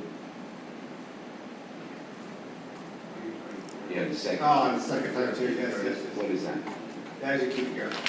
So it's just a shell. That should say shall keep it Same going, as the color above it. Okay. That's cubic yards, okay, good. No, this one, get my head there, okay. Guys, mind if we take a 5-minute break? Sure. Yep. So the same thing over there in Plan 2, it's cubic yards. All right, we'll take a break. Hold All on. right, perfect. So, why is the traffic? Are we recording? Okay. All right, we're back in session. So I believe, Mr. Roberts, you were speaking? I think I was, but, yeah, I was just trying to clarify the shell price, and it's the shell cubic yards, but, I think you're right, Mr. Mayor, that when Jody said that, I think she was talking about shell in lieu of sod. Personally, I like the sod, and I kind of like the hybrid approach, where all the cars are parked, would only be shell there, in front of the cars. It would just look neater, and I think shell's a good product for where we live. And aesthetically, like the mayor said, I think the sod does look very nice as long as it's maintained well. Every once in a while, we might have an issue with a sprinkler head broken or something, and it doesn't take long for a spot to brown out pretty quickly, but then you guys in the crew fix it pretty quick. Ratings usually right on this. Yep. Yeah. All right, so what I'm looking at here is Plan 1 looks more attractive to me, and the reason why is because whenever you mow Plan B, or Plan 2 rather, grass is going to contaminate the shell, and eventually it's going to turn into weeds. So if we do anything other than all sod, I'm moving for Plan 1. How does everybody else feel? I like the idea of volunteers. I see you, Kim, hang tight. Yeah, we can do it. Are you ready? Everybody Not got- Kim, July. go ahead. I favor Plan 1 with the idea that this is temporary. We have to get something done. We have to get something done quickly. We can't allow our parks to stay in the condition that they're in now. I could say that the Sixth Street Park is heavily utilized, people are there all the time. So grass is kind of important to be able to walk on, a lot of bare feet, need to get off the hot sand, need to get, not on something prickly. So I think the sod is important there, but we might view this as temporary. The shell is a good foundation for other things to come, and we might then take a slower, more thoughtful approach and say, okay, let's get the sod down, we got a nice place to walk. No one uses the side pieces, so that's good, let's just put that in shell. But maybe we can come up with then a real plan for how to make this a more attractive space. Mully grass, liriope, there are different kinds of things that can be planted in the shell at some point, and let it get established in that way. But we need a foundation and we need to do something quickly, so I like Plan 1. I appreciate that. Something else to consider also is if we went to an all-shell, people do bring their dogs to those parks. And that doesn't really work so well whenever your dog does his business. So I think we're gonna have some grass there anyway, but, yes. Yeah, hey Kyle, do we fertilize, when we had sod there, were we fertilizing and spraying it? True Green does a Okay, so we were maintaining the grass, it wasn't just like whatever. It was actually, So the weeds were trying to be controlled there anyway, right? Yeah, okay. Okay. everybody good with Plan 1? Everybody okay? Yes. Yeah. Barbara? Yeah. Kim? Yes, sir. All right. How soon would this go forward? I don't know. Because you're getting to a heat season where, Well, it's sod season right now. Right, Yeah, right now. that's what I'm saying, Now. but you put this off for another 2 months, Then it's too late. and then you're not gonna get this volunteer. And are we agreeing to do, if we go for Plan 1, are we agreeing for you guys to do it, or are we agreeing for the whole thing to get it installed? It's gonna take longer. I do had offers for volunteering for 19th Street. I'd like to. I just go pay for it, Do it get it ourselves. done. It's gonna be spread out and coordinated. I can tell you right now, if we put the word out to the fire department, they would help us come lay out this sign. It's not that hard. No, geez. Yeah. Come on board, yeah. So, I see the install price versus the delivery price. Honestly, I think we could organize a crew and just, we knock it out as a city. It's $1. And save us our $7,000. Okay. Yeah. You do one Bring the line a shed. day? Yeah, it's not that hard. Right, that's what I'm saying. Yeah, the side delivered to one part. Yeah. Yeah, and then There you go, there goes. do we have a forklift? We have a tractor. Okay, so give them a pallets. All right, and so what I'm hearing is you've all volunteered. And because Randy is actually here, he's in too. Do we have a tiller? Do we have a tiller to? That's at that new elevator. So put a tiller down and get it thing. Like a sod cutter, actually, my neighbor was using a sod cutter, and we're getting ready to do our yard with that. It works, it's less intrusive than a tiller. So when you do the sod cutter, you don't have to do anything with the ground except rake the dead grass or the healthy grass, or those that come up. The grass areas we're closed, they're pretty strict at this point, but the shell area, the definitely gonna take a sock cutter, she's gonna get on deeper, so the curve can hold that shell in. I'd like to suggest too that we do use volunteers. It's not really that big and it's not that hard, and I think people would, in the neighborhood, I'll go around and knock on doors and get people to come. I think everybody that uses whatever park they use, they're gonna be more than happy to help. It's ugly, right? And possibly, we can have like a little cookout after the event and turn it into a fun thing. We have a grill or anything, we could even rent a grill. You know, do hamburgers and hot dogs, and Frank will bring the beer, and all we could. I have a grill that can float it out. All right. Kim, do you have anything you'd like to add? No, I think that's a good plan. I think we're going to talk about benches, but that's next. Okay, all right. Do we have all Quick benches run yet? through, our current bench count is 6th Street has 1, 12th Street has 2, 19th Street has 1. We had more at each part prior, we lost some benches from the storm. So, I think they need at least to get back to 3 in each access, because we do have a lot of people that like to sit on the bench and watch sunsets and all that. I agree. So I'd that would say be 4. 5 benches to purchase, that would be about $2,750. How does that, did you pick up some of the benches or that like a couple of them in my neighborhood? Yeah, we got some. No, I think that's I good. think the savings you got from the silent salt pays for your benches. All of this is this within the budget, and it doesn't really need any approval as far as spending the money goes. Well, it wasn't planned in our budget at the start of the year, but we do have reserves that can be used. Do we need to do a budget amendment, or are we Let me see where we're at as far as our balances. just, if it's required, put it on the agenda, and let's get it done, and let's get our parks back. Everybody good with wrapping up item 3? No, I suggest 4 benches in each park. I'm sorry? I would suggest 4 benches in each park. I don't think you have the room. I don't think we did this. You don't have the room for 4. Because on 12th, you got less decking than you used to. You don't have Okay, so I said that, you know. 6th Street too. I don't think I've got room for. You have a fallout, 6th Street, you don't have. Definitely on 12th, there's not enough room. On 6th, there's more, and on 19th, there's more.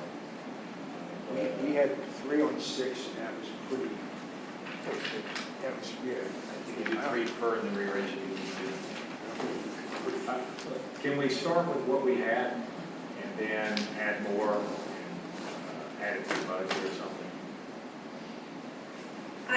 That's certainly an option. I would like to somewhat formalize that so that we do have a plan, that we're committing to a plan going forward to help improve the parks and make them a little more attractive.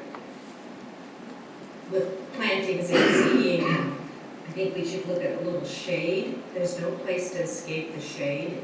I mean, the sun. There's no place to escape the sun. I think that one of the problems you may encounter with adding some kind of a overhead structure is that it may become problematic for our neighbors. I don't know what we can do without getting permission. Might end up with a Is that the case? Or a tree or something we can think about. I heard, before I was here, that at one point they planted some oak trees in the accesses, and then they didn't want the oak trees there, so we removed them, and that's why we have all the oak trees in Lakeside. Oh, really? Interesting. It's interesting. Yeah, I heard that same story, and but it was because no one asked, and they just put in oak trees and objected to the shells and things falling on their property. So, if we come up with a plan, at least something we can propose if we feel that that's necessary, that might be nice. Okay, Mr. Reefler, would you like to draw up something just to present to the council whenever we come back? And we'll just take a quick vote on it. Ideally, I'd love to take this to the Park and Recreation Board, because they have a lot of interest in doing this kind of thing. Our issue right now, we just don't have, we have 3 members. We need to get at least 2 more full-time. Okay.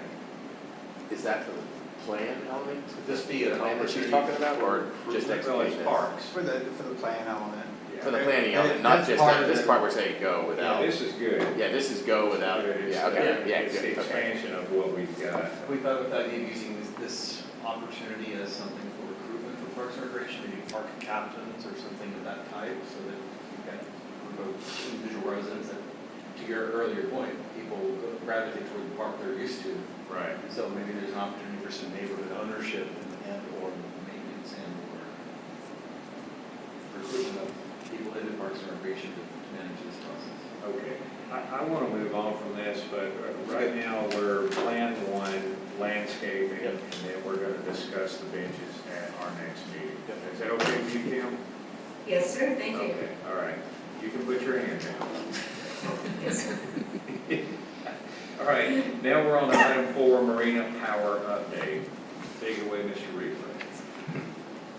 So, I sent out an email last week explaining where we're at. We've had the panel changed out. We powered back on, there's issues with wiring. Basically, the conduit that runs from the panel to each pedestal, the conduit comes out of the ground, and the wires going to the panel connections, but when that water came in, it all just went right down into that conduit and washed through. And the wires they're pretty aged, so that, they were tested when they got all that water in it. So, in my email, I explained that we had several electrical companies come on out and give us some estimates on what they thought. And we had the one company who was willing to start with pulling the wire, and I think that's the best option that where we need to start to see if we can get the power back going. But we know that there are some pedestals that you have a high amount of corrosion where those wires need to connect, and each electrician really said that some of these pedestals need to be changed out. So when looking at the options for pedestals, you search online and they have these nice fancy ones that could be like $1,000, $1,500, but I don't think we need something like that at our marina. My goal is to work with the electrician to install posts and install the connection boxes, whatever is going to be needed to provide power to each slip without making it too fancy, and then allow part for part change out and not run into some problems on the road when we can't match it, doesn't work anyways. So basically, it would look like RV connections for boats. Yes, that would be permitted to be used for that purpose. But that is the idea,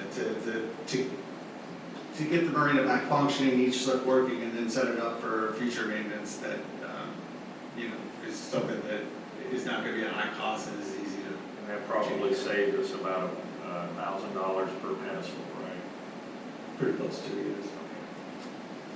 So right now, we have scheduled Monday for the wiring to get done, and then we will find out more as far as connecting to each pedestal location and where we need to do change-ups. But I just wanted to provide an update. I was also asked, because we have had some requests for some kind of credit consideration for our renters. And just as an update, I've received 4 requests total, so 4 out of the 18 used slips. But again, we don't have power restored, so I've been tracking the requests and just tracking the days and how much that they are requesting. And I still would like to make sure that we're all back operational, so that I can lay out everything and then we can make a decision on that. Okay, you're talking about a rate reduction during downtime. Any kind of, anything we want to consider to just maybe compensate a little, because there are slip runners that are asking, but I also understand, that there are a lot of costs to maintain the marina, and this was an act of God, Okay, and how many of these were slips versus lifts? Okay, so we have 15 of the 18 have lifts. Lifts, Yes. okay, And all the requests are people with lifts, with lifts. because obviously They weren't able to get their boat into the water. But we don't assume any responsibility for the lift. Is that right? We do not. Then the way we lay it out is that we are responsible to providing power to the pedestal, but then their responsibility is the power of the pedestal. So we haven't met our need. We've not met our requirements for providing power. Yes, we're not meeting the I sent you that our agreement, and what is your opinion on the agreement? Do we have any liabilities? Well, I'm leery of opining on liabilities in meetings. The contract spells out that and again, I didn't look at it in preparation for this discussion tonight, as I thought we were talking about the capital improvement of it, but my recollection of it, with all the limitations and caveats that I would want to look at the language, was that we assumed the responsibility to provide power. There was not a force majeure clause or something specific saying we will provide power unless X, unless a hurricane comes through or unless, the docks are wiped out altogether. Of course, if there was no dock, we're not providing power to it, but where the infrastructure exists, my recollection, with all, again, limitations, is that we would be providing power. That said, I think that in my limited knowledge of this topic, that the city manager has been endeavoring to restore that, and that's part of the discussion here is, that it's not a guarantee that there will never be an interruption of service, especially with a catastrophic event of this sort, and that the city, of course, has to make good faith efforts to restore that, and that's what the city's trying to do, and the manager's trying to do with the guidance he requires from you folks in terms of his purchasing direction. So, that's as much as I would say in that context. Okay, so right now, the update is you're working diligently to restore power, and at this time, we're not discussing any discounts, we're just talking about getting them back in working order. And what I would like to do is bring this back up at a later date. I think the first priority is get them in working order, and let's see where we stand. Right, because again, if you were having that discussion now, you don't know where the window closes. Right. We want to close the window, just like we talked about mean reduction, you can't have it until you're in compliance. Sort of a different side of the same coin. Anders? Yeah, I haven't had a pedestal in my backyard, and it went way underwater too, and doubled all that. I just replaced the outlets in it, so $50.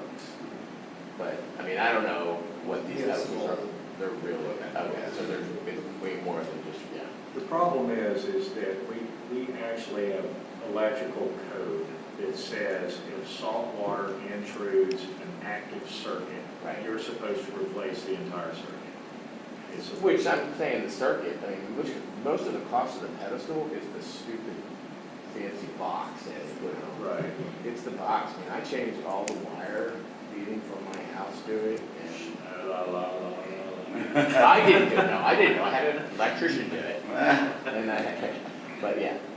but I was just, I mean, you're gonna replace the wire anyway, all the way to the pedestal, it's just a question of whether you're gonna build a box, a custom box, which I like the idea of having, We're just basically. like, custom, make your own little system, right? Yeah.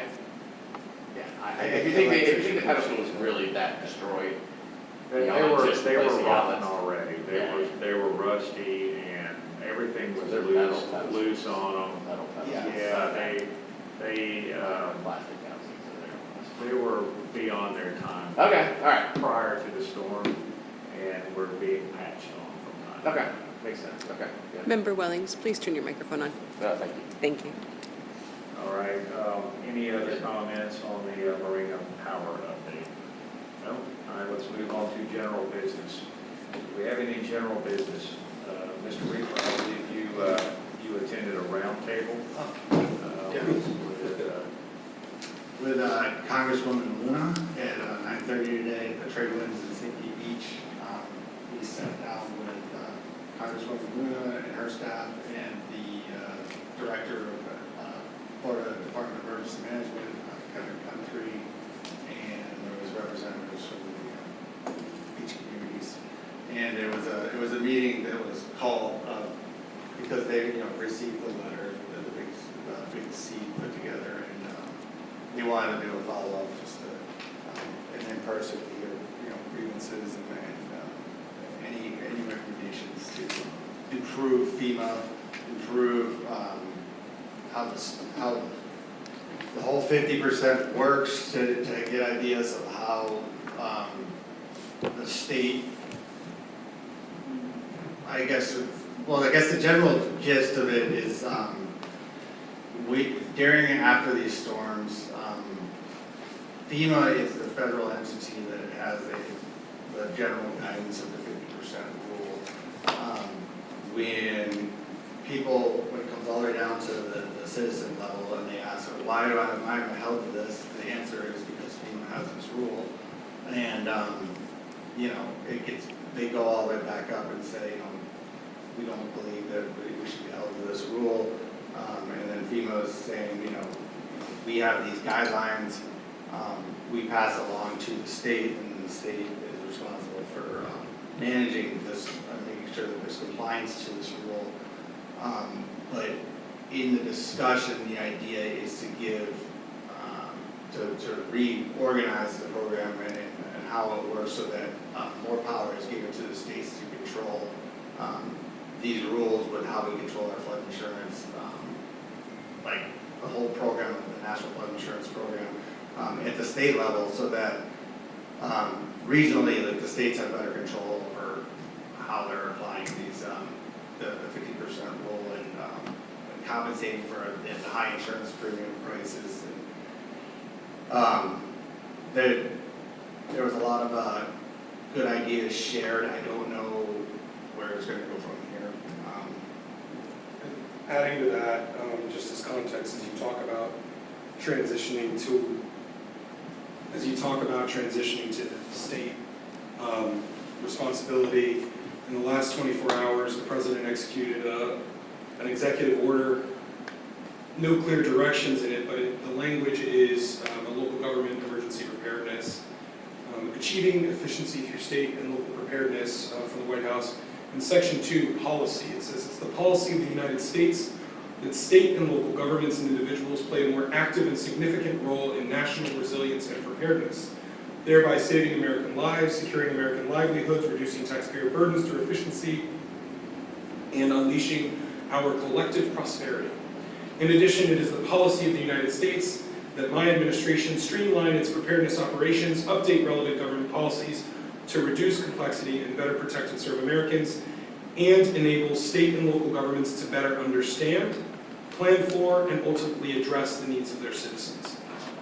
That's the language in it. It doesn't say what that means yet, but that at least generally aligns with the direction of what Kyle's echoed in his, based on what he observed at the roundtable. And that's actually pretty much what the Big C asked for in their letter, so. Could you email that to us? Absolutely, I plan to. I've already emailed it to Kyle before tonight, but I'll get that to you, and I should also have an update to you on the legislative session.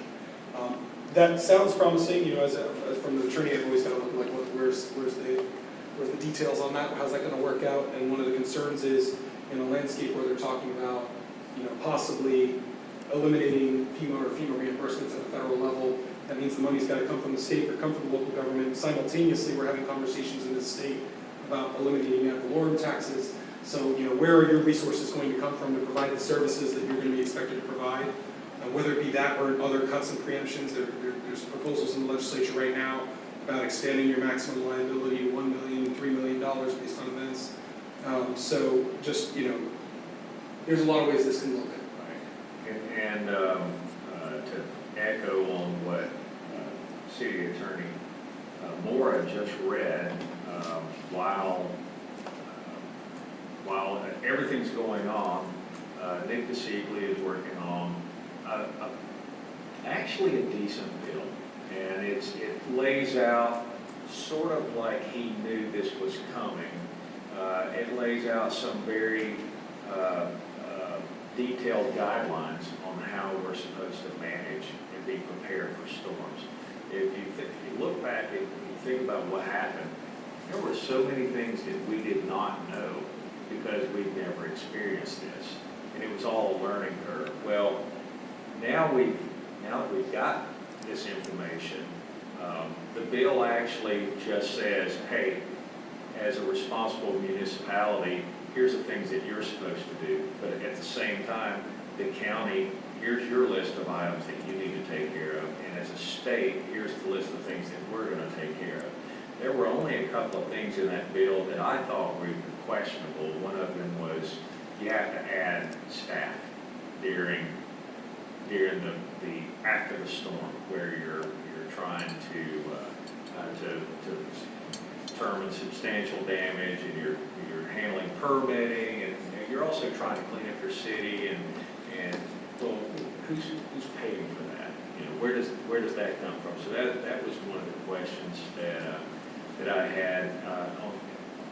that's one emergency bill on the Senate side. On the House side, there's another one going on, and it looked very beneficial also, but there were also a couple of items in it that I thought, well, that doesn't really make sense, and how's this going to work out? So I asked City Manager Riefler to look through both bills and give me feedback, and I'm passing it right over to Jennifer Webb, who is with the Suncoast League of Cities, and will communicate directly with both authors on the House and the Senate side, just to, yes, Mr. Llewellyn. Could you just forward, if you're gonna forward them to, could you forward them? What's To that? could you forward those two bills, links, I don't know, to the council? Yeah, I'll get them to Renee, and then she can distribute them to everyone. But they weren't bad, and I figured City Manager Riefler was the correct person to get his opinion, because he's the one fighting this battle. Yep. This is ground zero, right here, you're looking at him. Yep. So, the last thing that I wanted was somebody making law that has no clue of what we went through. And so, in all cases, this is the one time where I've seen work come out of Tallahassee where it doesn't look like they're trying to put their thumb on us, they're actually trying to help us. But there were other bills going on that were not so cool, and they're working against us as far as development goes, and what you can do with property, and basically allowing developers to just bypass the system completely and go straight to the state and get approval to develop in areas where you wouldn't necessarily want to. I actually spoke out on one of those bills, and the senator asked me, he said, well, how does this impact your city? And I wasn't really thinking about it, but I should have said, well, it doesn't impact my city directly, but because I'm with the Suncoast League of Cities, I represent about 2 million people in 27 municipalities. So it does impact other people, just not us. But ultimately what I told him was that, well, what's to stop you if you are grabbing land for developers in this circumstances? Well, what about other ones? And it could be something as simple as our park over there. A developer may want to build something over there and say, well, it's not being utilized, fully utilized. We want to build something over there. So a lot of things going on, but the emergency bills were something that I thought were actually pretty good. And I expect to send you a legislative update, if not tonight, tomorrow, that goes through the whole scope of things going on. Yeah. So that's all I have. Anyone else? Anyone? You tired? Let's go home. Meeting adjourned.